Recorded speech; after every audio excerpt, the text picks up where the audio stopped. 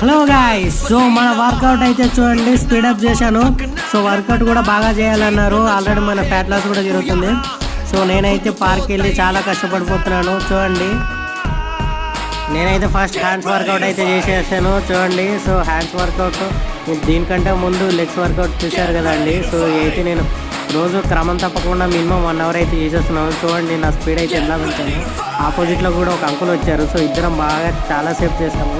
ఒక ½ అవర్ అయితే చేసామండి. చూడండి, సో మీరు కూడా ఎక్సర్సైజ్కి అయితే వెళ్ళండి రోజు.